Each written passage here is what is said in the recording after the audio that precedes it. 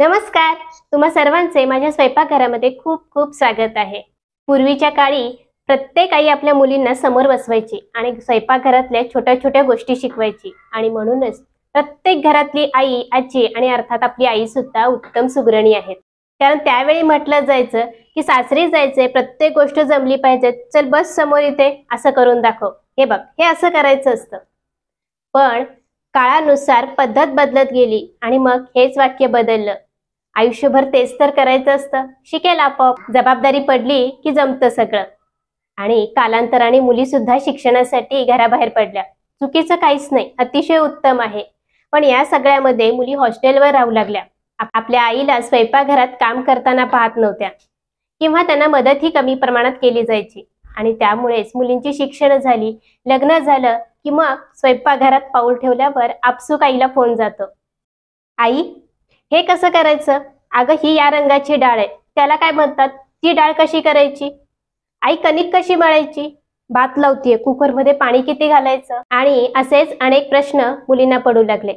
आणि म्हणूनच मी तुमच्यासाठी घेऊन आली आहे शुभारंभ स्वयंपाकाचा. सिरीज मध्ये तुम्हाला नाश्त्याचे पदार्थ पाहायला मिळणार आहेत. याशिवाय पारंपरिक पदार्थाच्या बेसिक पाककृती असतील किंवा संडे स्पेशल आपण छोटे छोटे स्नॅक्स सुद्धा पाहणार आहोत. जिभेचे चोचले पुरवणारे आणि आवडीने खाल्ले जाणारे पाश्चिमात्य पदार्थ सुद्धा मी इथं तुम्हाला दाखवणार आहे. पदार्थ दाखवत असताना किंवा शुभारंभ स्वयंपाकाचा ही सिरीज पाहत असताना अगदी छोट्या छोट्या बारीक आणि महत्त्वाच्या गोष्टी मी तुमच्यासोबत शेअर करणार आहे. त्यामुळे तुम्ही स्त्री असाल किंवा पुरुष असाल, बॅचलर लाईफ मधली मुलं मुली असाल आणि स्वयंपाकाचा शुभारंभ करताय तर तुम्हाला ही सिरीज खूप महत्त्वाची ठरणार आहे. याशिवाय बरेच दिवस स्वयंपाकघरामध्ये काम करणाऱ्या गृहिणींना सुद्धा ही सिरीज पाहत असताना कंटाळा येऊ नये यासाठी मी अनुभवाचे अशा खूप साऱ्या टिप्स तुमच्यासोबत घेऊन येणार आहे. जसं तुम्ही स्वयंपाकाचा शुभारंभ करताय तसाच आज आपल्या चॅनेलचा सुद्धा शुभारंभ आहे. आणि म्हणूनच आपल्या संस्कृतीनुसार प्रत्येक चांगल्या गोष्टीची सुरुवात ही गोडाने होते. आज आपण नाश्त्याचा असाच एक गोडाचा पदार्थ म्हणजे गोडाचा शिरा कसा करायचा ते पाहणार आहोत. पटकन सुरुवात करूया.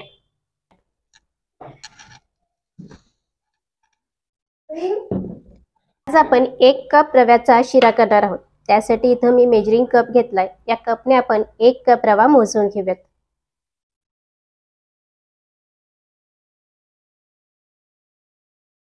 हे पहा, या पद्धतीनं 1 कप मी बारीक रवा घेतला. शिऱ्यासाठी रवा घेत असताना अगदी बारीक 0 साईजचा रवा घ्यायचा, म्हणजे मग शिरा अगदी मऊ लुसलुशीत असा तयार होतो. आता हा रवा एका बाउलमध्ये काढून बाजूला ठेवूयात आणि बाकी सर्व साहित्य या कपनेच मोजून घेऊया.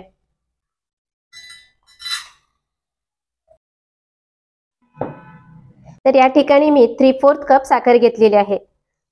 1 कप रव्यासाठी 3/4 कप साखर ही अगदी परफेक्ट प्रमाण आहे. पण तुम्हाला जर अगदी गोडच शिरा करायचा असेल तर 1 कप रव्यासाठी 1 कप साखर घेतली तरी चालेल. आता ही साखर सुद्धा दुसऱ्या बाउलमध्ये काढून घेऊयात. आता आपल्याला रवा भाजण्यासाठी साजूक तूप लागेल. तूप आपण या ठिकाणी याच कपने अर्धा कप तूप घेणार आहोत. सारख्याच कपाने अर्धा कप इथं मी तूप घेतलेलं आहे. तूप घेत असताना थोडंसं घट्ट घ्यायचं, खूप पातळ तूप घ्यायचं नाही. जर पातळ तूप घेणार असाल तर पाऊण कप तुम्हाला तूप घ्यावं लागेल. आवडीनुसार सुका मेवा घेतलेला आहे, काजू, बदाम आणि मनुके. त्यानंतर पाणी इथं घेतलेलं आहे. 1 कप रव्यासाठी आपण इथं 2 कप पाणी घेतलेलं आहे. आता आपण रवा भाजून घेऊयात. रवा भाजत असतानाच दुसऱ्या गॅसवरती इथं आपण पाणी गरम करायला ठेवणार आहोत.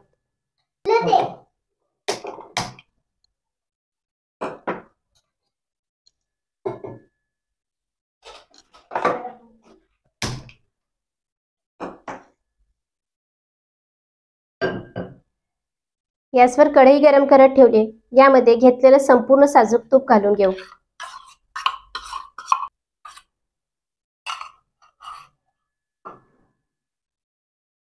आता हे तूप चांगलं गरम होऊ देऊयात.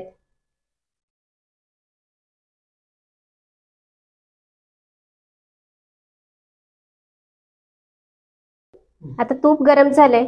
यामध्ये सुरुवातीला सुकामेवा भाजून घेऊ.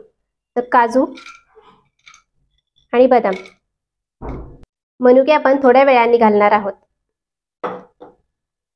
आता हा सुकामेवा तुपामध्ये छान असा परतून घ्यायचा आहे.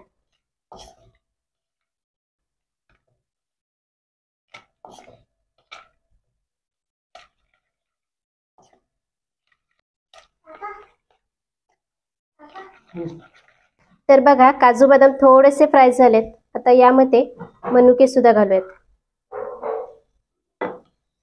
आणि मनुके फुलेपर्यंत परतून घ्यायचे. सुकामेवा आपला व्यवस्थित असा भाजून झालाय. याला कढईतून काढून घेऊया. भाजून घेतलेला मनुका थोडा वेळ बाजूला ठेवूयात. आता हे तूप पुन्हा एकदा चांगलं गरम करून घ्यायचंय. आता गरम म्हणजे किती ते पहा. तूप आपलं चांगलं गरम झालंय. याच्यामध्ये थोडासा रवा टाकून बघायचा. हे बघा इतकं गरम पाहिजे, लगेच रवा फुलला पाहिजे. आता यामध्ये संपूर्ण रवा घालून घेऊ आणि मध्यम आचेवरती रवा आपल्याला भाजून घ्यायचा आहे.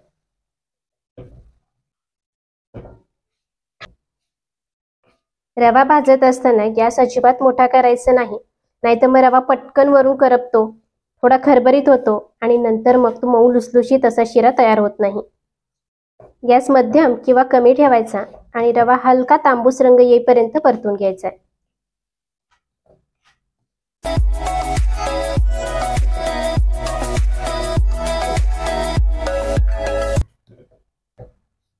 रवा भाजत असताना जर पाण्याला आधीच उकळी आली तर गॅस बंद करायचा आहे आणि रवा भाजत आला की त्याच्या 1 मिनिट अगोदर पुन्हा गॅस सुरू करून पाणी गरम करून घ्यायचंय. तर बघा इथं पाण्याला उकळी आली आहे, त्यामुळे मी गॅस बंद केलाय. याला थोडा वेळ असंच ठेवूयात.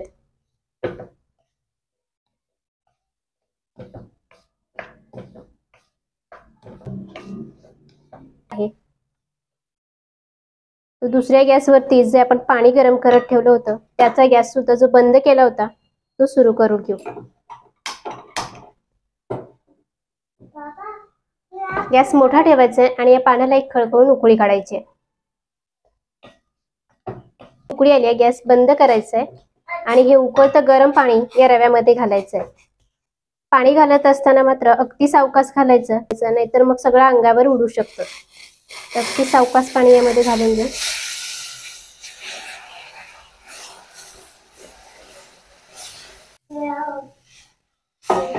संपूर्ण पाणी यामध्ये घालून घेतलं. हे सगळं एकजीव मिसळून घ्यायचंय.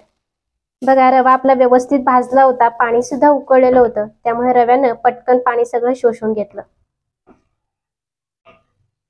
आता रव्याने संपूर्ण पाणी शोषून घेतलं की मग यामध्ये साखर घालायची. ते संपूर्ण साखर यामध्ये घालून घेऊ.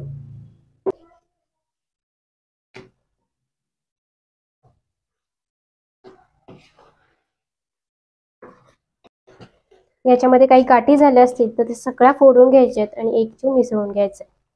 हे बघा साखर पूर्ण विरघळून हे मिश्रण थोडंसं पातळ व्हायला सुरुवात झाली. हे सगळं मिसळून घेतलं. हे बघा यावर आता प्लेट झाकूयात आणि फक्त 2 मिनिटं याला एक चांगली वाफ येऊ द्यायची. 2 मिनिटं झालेत. प्लेट काढून बघूया. हे बघा मऊ लुसलुशीत असा आपला शिरा तयार झालाय. आता यामध्ये हे सुकामेवा घालायचंय. सगळं मिसळून घेऊयात आणि गॅस बंद करायचा. तयार झाला गोडाचा शिरा.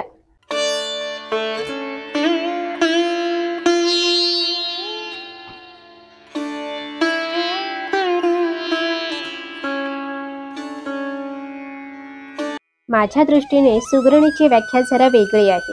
माझ्या आजी पणजीपासून माझ्या मम्मी मावशीपर्यंत आलेली आणि तोच वारसा पुढे मी आणि माझी बहीण घेऊन जात आहोत. सुगरण म्हणजे नुसत्या ब्रँडेड कंपनीच्या मसाल्यांचा घमघमाट नव्हे. पूर्वतयारी, जेवण बनवण्यापासून ते जेवण पानात वाढेपर्यंत असलेल्या प्रत्येक गोष्टी. सुगरण काय फक्त स्त्रीच असते, तो पुरुषही असू शकतो. आणि म्हणूनच मी तुमच्यासाठी घेऊन आले युवर रेसिपी बुक. हो, तुमच्या हक्काचं पाककृती पुस्तक जे तुम्हाला बनवेल परिपूर्ण सुगरण. मग वाट कसली पाहताय? पटकन चॅनलला सबस्क्राईब करून समोरचं बेल आयकॉन प्रेस करा, म्हणजे मग प्रत्येक रुचकर आणि चविष्ट रेसिपी सर्वात आधी तुम्हाला पाहता येईल. पुन्हा भेटूयात अशाच एका छानशा रेसिपीसोबत. तोवर धन्यवाद.